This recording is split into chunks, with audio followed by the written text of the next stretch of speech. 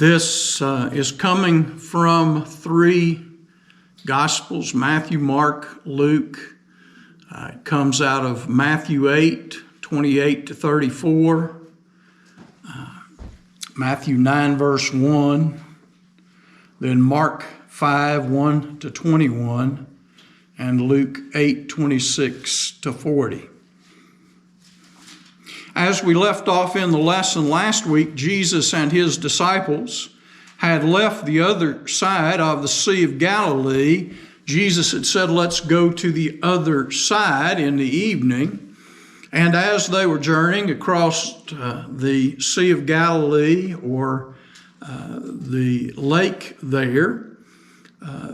there came a storm. Jesus was asleep on the pillow, the cushion, asleep as they were journeying, and the disciples were greatly distressed because of the wind and the waves, the rain, the storm, and the boat was beginning to take on water. And so Jesus woke up, they woke him up, and he again calmed the storm. He stilled the winds. And this was an amazing thing for them in that he had power over nature itself. And as we say, this is a creative miracle. This is one who has control over nature itself. And so, again, I like to point this out just for anybody who might not have heard it. I'm sure most here probably have, but most of the present day programs that we watch, many of the teachers that we hear, try to find some kind of physical explanation. Again, I was listening last week, them trying to give a physical explanation as to how the Red Sea parted and how Moses was able to take them over on dry land, and none of it had any miraculous kind of explanation. It always had to do with how the wind blew and this, that, and the other. But miracles are by nature something that it's hard for us to explain or understand, because it takes someone who has the power of creation, and that's, again, one who has the power of God, to be able to accomplish such a task. And so they were asking, what manner of man is this? And so those who were reading the letter, especially of Mark, are left with that same question. What kind of man can steal the sea and do all of that? And then that leads us on into the lesson tonight, which deals with Jesus casting out the demonics, those who were possessed with demons, devils, evil spirits. We hear several different terms used for that. Now, Jesus has cast out demons before, but this is a rather unique situation. In most of what we've seen up to this point, it's pretty much, one-on-one kind of thing. This person has one demon, Jesus casts the demon out. This person has another demon, and Jesus casts that one out. But this situation here is completely different with the situation of these two men. Now, in some of the chapters that we're looking at, and some of the writers, Matthew, Mark, Luke, some only focus on one man, though there actually were two. And so the principal person that Jesus was dealing with is mentioned by some of the writers, whereas others mention both of them. One of them was possessed with a multitude of demons, and that's the person that some writers focus on and just kind of forget about the other. And it's that person that becomes central to the account as we're going to go on down through here. And so they came to the other side of the sea. They had left at evening. They went out into the Sea of Galilee, Lake Gennesaret, as some people refer to it. And as they come out in that area, the storm is stopped and everything sort of smooth sailing on into the city.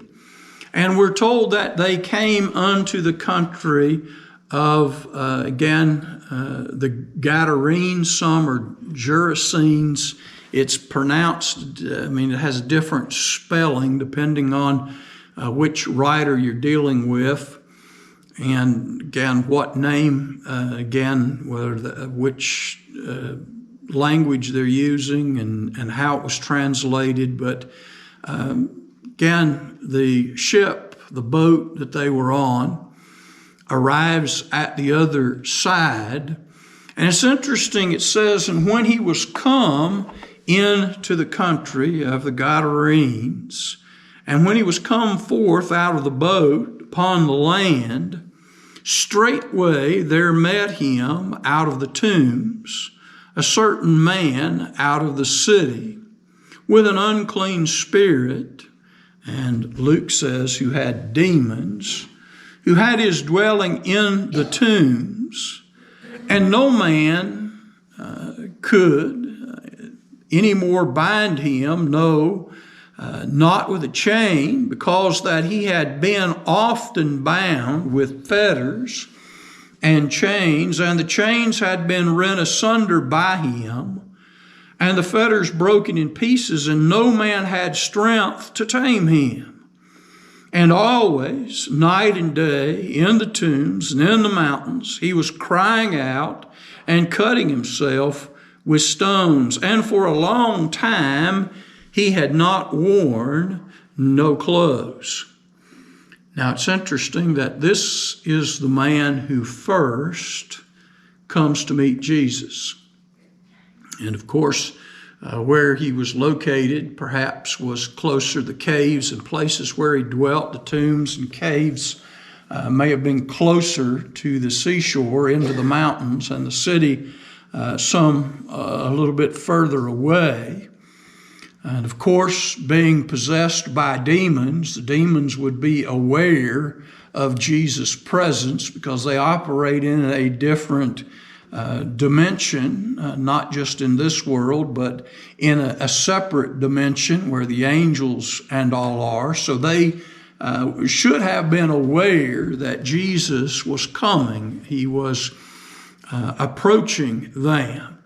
And so this man who is possessed by these demons is the first person to greet him because, as we see here, we're told that night and day this man was roaming around. He was in the tombs, the caves which were tombs. He was wandering through the mountains, probably going through the city.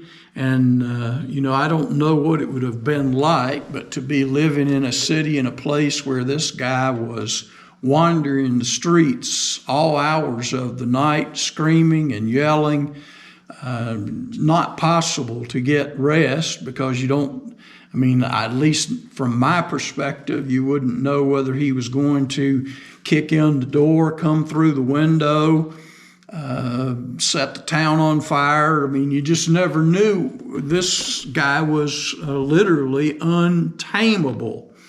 That's the image that we have. And so because of the demons and because they had control of his body, sleep was not an important part.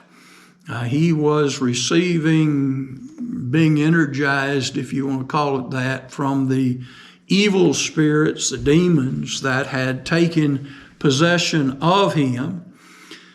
And we can see both the way that the people of the city thought of him, and we can also see the nature of him in the fact that they, in times past, to put it in West Virginia terms, had taken a bunch of good old boys and they had went out looking for him, and they had laid hands on him. Now, this in and of itself took quite a bit. And it says they had put chains and fetters on him, trying to, in essence, control him or keep him in one place. Now, fetters would be like the metal stocks or whatever goes around your ankles, and it was tied together with chain, and his hands, no doubt, were chained, and chains around his waist. Anything they could do to try to put him somewhere where he would not be roaming around day and night, crying, screaming, cutting himself. What bit of mental faculty was there? And he was trying, when he had some concept, he was cutting himself. Today we just almost kind of think about trying to commit suicide, trying to do something to be relieved from that, but the demons weren't going to let him go too far. And again, the people tried to chain him up, and they had done that. And again, we're told that he had rent the chains asunder, had pulled them apart. And of course, those chains would have been made out of blacksmith, wrought iron kind of stuff, and I would imagine would have been pretty strong. And he broke those, the stocks, the fetters, that the bands that they had fixed. Probably a blacksmith had put them together, and usually, and I don't know then, but in some the olden days, Western days, those kind of things, the fetters were, again, a band that went around the ankle and hooked into the chain, and then the blacksmith would heat the bolt up and put through a hole in both sides in the chain and beat that down until it was impossible to pull it through either side. And so there wasn't a key to stick in there and unlock it. I mean, when you put those on, you intended for them to keep them on. But this guy tore the fetters off. He broke them off. He broke the chains. And it seems like they had tried, but it was impossible to find a chain or anything that was strong enough to keep him. And so they had been destined to, coming up on Halloween and stuff, we think about the spooks going through the graveyard and all that, but you can't imagine this guy wandering around all night. I mean, it'd just be hard. Without a lot of the other kind of noises we've become accustomed to around our houses and all, can imagine on a quiet night him screaming and yelling, and again, animals crying and scaring them as well as the little kids and children. And so he most certainly had tormented the people of this city for a period of time. And I mean, it was to the point now where he didn't even have any clothes left. He was such a wild animal, as best because of the demons and those possessing him, that whatever clothes he once had been torn off. And so not only was he literally a wild man, he was a wild man. So there was no clothes. And so it was like some kind of wild animal living among them. And think about Bigfoot today. People talk about, wild, hairy man roaming around well, they kind of had their version of it. I don't know how big he was, but he was mean and ornery and caused all kinds of problems. And we're told when he saw Jesus from afar, he cried out, he ran and fell down before him and worshiped him, and crying out with a loud voice, he said, "What have I to do with thee, Jesus, thou Son of the Most High God? I beseech thee, I adjure thee by God, torment me, no, or not. For he was commanding the unclean spirit to come out of the man. And so this individual and the demons, when they see Jesus, in other places, other passages, we see places where the demons, when they recognized Jesus, and here we have a confession, what do I have to do with thee? What business, in essence, do you have with me, and what business do I have with you, thou Son of the Most High God? And so he recognized, and again is pleading not to torment him. So the devils, the demons, fallen angels, whatever terms and languages and all that are used to describe those, are very much aware of who Jesus was. And so we have this situation presenting itself. And of course, from the idea that we have that develops out of this, the people of the city didn't really know Jesus. They knew the man and apparently the other one who was there with him. But Jesus said unto him, Come forth, thou unclean spirit, out of the man. And we're told, for oftentimes he had seized him, and he was kept under guard and bound with chains and fetters, and breaking the bands asunder, he was driven of the demon into the deserts, or the deserted areas, which goes back to the mountains and the seaside and the tomb. And Jesus asked him, What is thy name?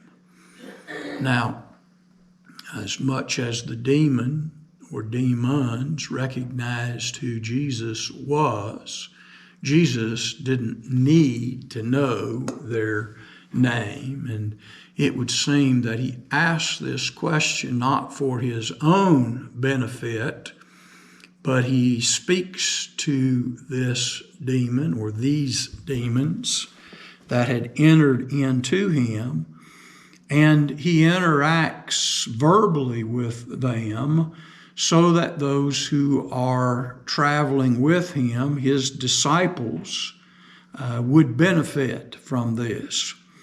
Now again, remember, one of the things that Jesus says about the Holy Spirit, when he's come, he will bring to your remembrance the things that you've seen, the things that you've heard. And so you have to see and hear things before you can have them brought to your remembrance and you can write about them. And so a lot of times what we see going on with Jesus is that he is creating this dialogue. He's creating, this situation for the benefit of those who are there witnessing it, and for those who, again, will believe on him through their name or through their testimony, through their writings, as John says. And the answer that he gives is, My name is Legion, for we are many. For many demons were entered into him. Now, we have a statement which is made. A legion was a division of the Roman army, which contained anywhere from 4,000 to 6,000 men. Now, I don't necessarily know if that many demons were afflicting or troubling this individual, or the term is just used in the sense that there were many of them. And John's looking in heaven, he says there was an innumerable company of angels there in heaven. And so may not necessarily have been aware of even the exact number of those that were afflicting this man. But it's interesting because this is probably the most complex and complicated situation with the demons that we run into in Jesus' ministry, because he says or replies that his name was Legion. And of course, the thing that would come to someone's mind with that name would be a Roman legion, a group of a division of the Roman army. And so whether or not there was literally 4,000 to 6,000 demons, as we're going to see here shortly, there was enough that they were able to go into a herd of swine. And I don't know, again, how many went into each swine and all the situation and circumstances with that. But the disciples were listening to this, and they're writing about this. And the people, just like us tonight, throughout the world, wherever these Gospels have went, have read about this too. And so, as much as they were asking in the previous lesson, what manner of man is this, that even, again, the storms, the clouds, nature itself obeys him, we get to the situation, what kind of man or what manner of man is this who would be able to take on, it's one thing to take one-on-one a demon and have some spiritual powers, but it's a whole different situation for one person to take on a legion. And that's the picture that comes to mind. He may have power over one, but we have, if you think about one person trying to go to battle against a group of Roman soldiers, you would probably say that, well, that's pretty much a hopeless cause, because sooner or later they're going to overpower you. And the situation here is, no matter how many people that they got to try to control him from the area, it was never enough, because he still came out on top. And so we find that, this is not a matter of, all it takes is one more ornery fellow to help us do this. Because no matter what they could do, no matter how many men tried to control him, they couldn't. Now, Jesus is but one man interacting with him, and we're going to see what Jesus does. And this becomes for them a very scary thing. And it's interesting, and there's been lots of questions about this, but we're told that he besought him, that is, the demonic besought Jesus, that he would not send them away out of the country. And of course, Mark uses the plural, both the singular and the plural, when dealing with both the man and that. And they entreated him that he would not command them to depart into the abyss. And so they didn't want to be sent completely away. They didn't want to be sent into the abyss. And of course, the abyss is generally what we think of as the bottomless pit, which, again, the devil and his angels are cast into.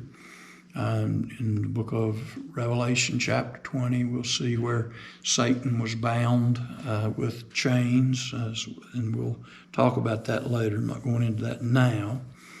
But again, they wanted him to, again, not torment them, not send them completely out of the country, don't send them into the abyss. And again, these two met with demons coming forth out of the tombs. And we're told in Matthew's account, verse 28, latter part, they were exceedingly fierce, so that no man could pass by that way. And so these men were and had become so much of a nuisance that wherever they were, people couldn't even pass by them, whether they were throwing stones at them, whether they were attacking them, whatever they were doing. And so people were prohibited from going about really their normal day-to-day life. And we have that same situation here in Matthew, where they cry asking about, have he come hither to torment us before the time?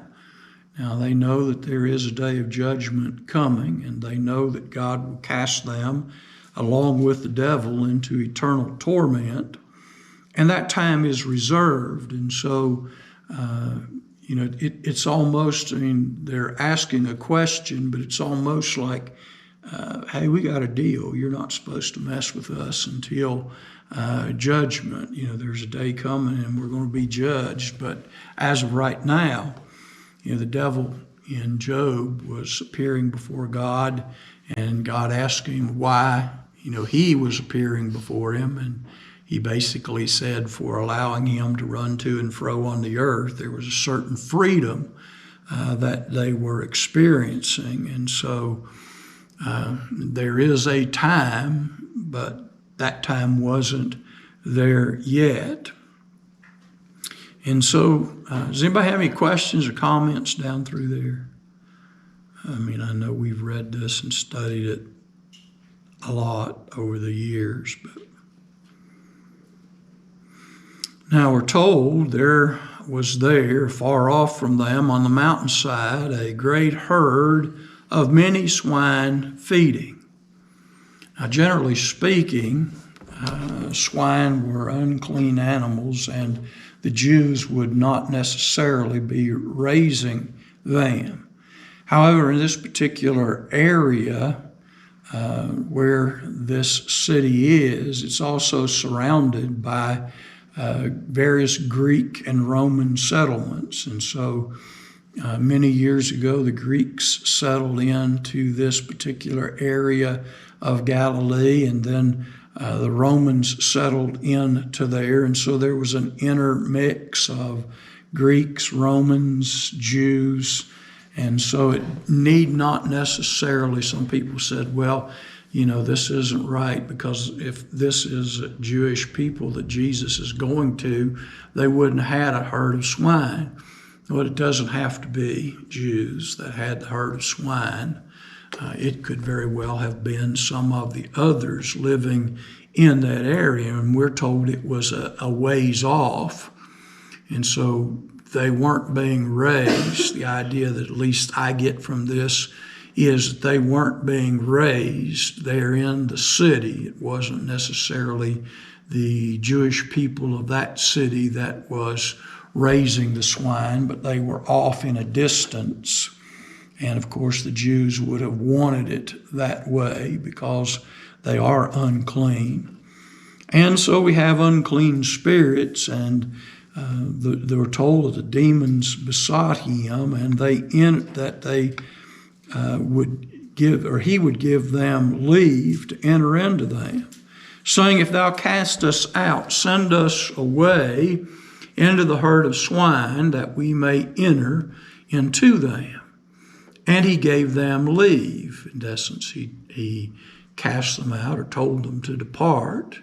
Go, and they, that is the unclean spirits, demons, came out of the men and entered and went into the swine. And behold, the whole herd rushed down the steep into the sea or the lake. And the number that we get there is 2,000 swine. And so that was an exceedingly large. And so if we kind of back that up, they say they were legion, for they were many. And if we understand that at least from the implication is there was 2,000 pigs or swine there, and the devils went in to those 2,000. It may very well be that there was 4,000 or 6,000 demons that were tormenting this man or these men along the way, for it was enough to cause 2,000 pigs to charge down into the sea and drown themselves. And Generally, a pig is a relatively smart animal. A lot of people, again, have differing opinions about pigs and swine, but they do seem to be a relatively smart animal. Can be nasty when they're cooped up and kept together. But again, they purposely ran down the mountain from the place where they were being raised, and they cast themselves or went into the sea. Now, there's been lots of commentary about why did the demons want to go into the swine? Well, again, there's a lot of conjecture there, but as soon as they were sent into the swine, they charged down into the lake, and the pigs were drowned. And so if Jesus is going to cast them away, if they're going to be exorcised, in essence, from these two individuals, they're no longer going to be able to torment this city, right? And Jesus is there with the idea of preaching and proclaiming the good news of the kingdom, and he intended to, as he did in many places, to heal the sick and to give sight to the blind and cast out demons and devils. And so some commentators have written on the fact that they asked to be sent into the swine so that they could purposely drive them into the lake and cause them to be drowned, because if that happened, the people would blame Jesus for it. I mean, everything was fine till you showed up. I mean, even though they were tormented and taunted by these two men, everything was fine. Now we've got pigs floating in the lake all over the place. And I've thought about this for many years. If there's like 2,000, and again, either the Holy Spirit inventoried them or somewhere along the way, somebody counted how many pigs ended up being drowned. If there's 2,000 pigs, I mean, can you imagine if down here at the lake somebody was raising pigs and 2,000 of them charged down into the lake and was drowned? And what would happen when those bodies come back up? I mean, they're going to be lining the sides of the shore there all over the place. Not to mention the stink and the smell, and of course, by them being pigs, they were back on the hill. They weren't perhaps part of the city, but if they charged down into the sea and into the water by their presence, they made the whole area unclean. And if they had to clean up the mess, that made them unclean because they were unclean animals. And what are we going to do with all these dead pigs? And so the bottom line on that is if Jesus gets blamed for this mess, nobody's going to want to talk to him or for him to be there. And that's kind of what happens, because they rush down into the water. The men were there, and we're told when they that fed them, and again, that's whoever was feeding them, whoever owned them, whoever was taking care of them, saw what had come to pass, they fled and told it in the city and in the country. They began, to broadcast this. This is a major tragedy. I mean, this is the craziest thing that's probably ever happened in this area, and so it's going to get passed around. The news is going to carry on that, and so again, this was probably in the earlier parts of the morning, and so this has already happened. And so by the time the people start getting up and the sun comes up and people get out and about, we're in this situation where all these dead pigs are floating out there in the water and washing up on the shore. And the news of all this is beginning to make its way around as these people went and told them that. And so they went and told everything that had happened and befallen them because of those who were possessed of the demons, as well as Jesus, who was there. And so the demons are gone away from these individuals, especially the one who identified himself as Legion. And so, behold, all the city came out to meet Jesus. I mean, we want to figure out what's going on now. As if that's been going on isn't crazy enough. Now we've got all this other craziness, and who's this guy that's now the ringleader of even more craziness that's going on? So they wanted to see, and when they came and found where Jesus was, they saw the man that was possessed with demons, that is, from whom the demons were cast out, sitting, clothed, and in his right mind.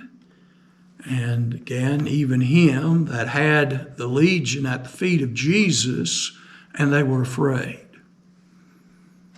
And this man he can drown 2,000 pigs.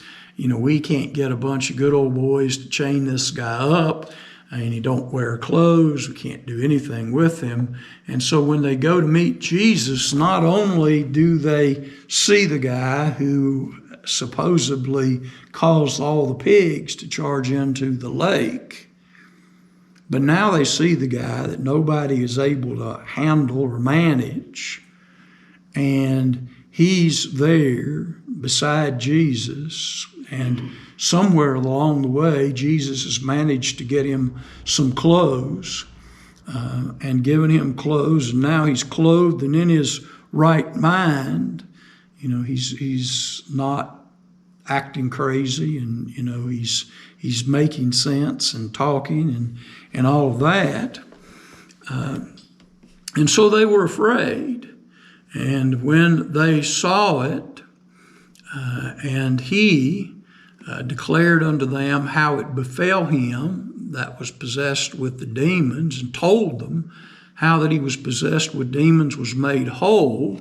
And concerning the swine, when they saw him, all the people of the country of the Gerasenes round about asked him, they began to beseech, they begged him, besought him that he would depart. You know, rather than, it seems that whatever the demons were trying to do, they managed to do it in the sense that these people didn't go, wow, you know, what kind of man is this? They didn't have that same awe moment that the disciples just had on the lake with the storm. These people were even more terrified because whoever or whatever was again causing this man or these men to do the things they did, if he could control them. I mean, one of the lies that was being told was that Jesus cast out demons by Beelzebub, the prince of demons.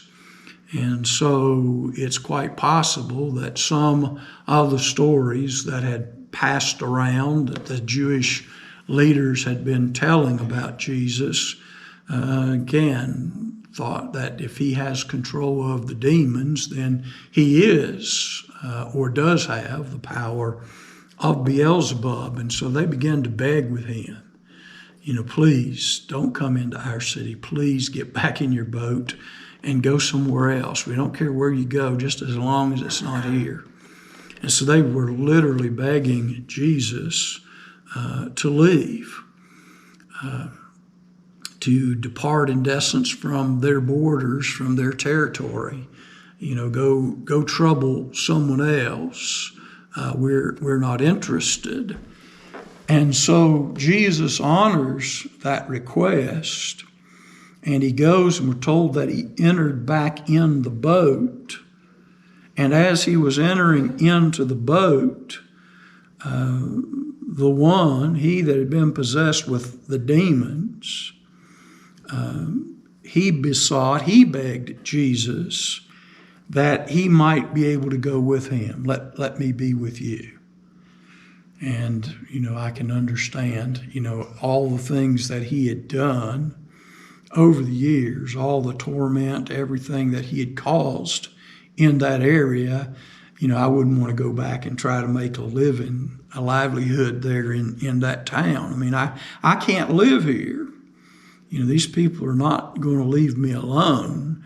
And of course, people are spiteful, they're vengeful. And so whatever he had done to them over the years because of the demons, he was afraid that the people were going to again seek revenge on him. And so to him, his only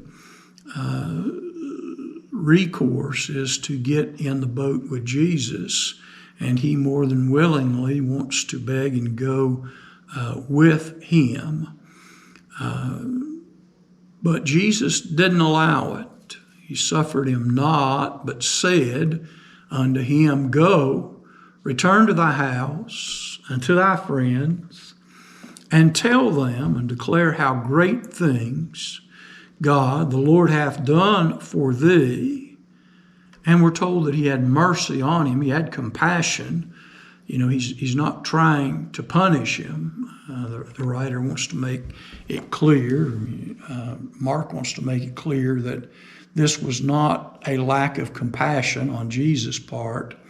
But Jesus had a plan. He says, I want you to go back to your house. I want you to go back to your old friends, the ones that you had before all these things happened, however many years, whatever that was. I want you to go back to them and again tell them all the things that the Lord has done for you. So he kind of makes him a missionary to his own people. And so we're told that he went his way, publishing throughout the whole city how great things Jesus had done for him, and began to publish in Decapolis, which is the 10 cities. That's Decapolis was back part of the Greek and Roman cities, 10 cities that were there that were Greek or Roman. How great things Jesus had done for them, and all men marveled. And then when Jesus crossed over the boat again back to the other side, we see that the multitudes welcomed him again, and he went back to his own city, which is Capernaum. Now, a little footnote, and it's mentioned in here, but when Jesus goes back to this area later on in his ministry, after this man has went back and he's talked to all the people, and they've seen what Jesus did and heard what Jesus did for him, that when he comes back through this area the next time, the multitudes are eager to hear and see more. Why keep Jesus waiting, waiting in the cold? He will bear you gently, gently to his fold. See him soul and open, I implore. Why keep Jesus waiting, waiting at the door? Oft he knocketh softly, softly o'er and o'er.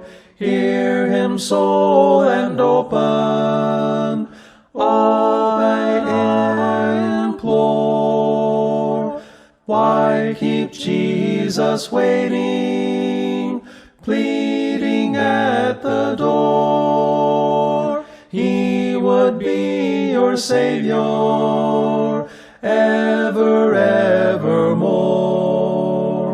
Love him soul and open, I implore. Why Jesus waiting, knocking at the door. Soon he'll cease his pleading, yes, forevermore. Come, poor soul, obey him, open implore. Why not make this the day that you and your family seek out the Church of Christ in your community? We encourage you to attend one of our worship times or Bible studies. God's grace, truth, and salvation is truly worth finding and knowing. May God bless and keep you as we walk together in His truth. And remember, as always, the Churches of Christ salute you. Our new programs are posted to Facebook and YouTube on Thursday afternoon, and they should be available for viewing by 7 p.m. We also encourage our viewers to visit our website at www.thechurchesofchrist.life. We ask that you like us on Facebook and share our programs. On YouTube, please share and subscribe for notifications. This program was pre-recorded.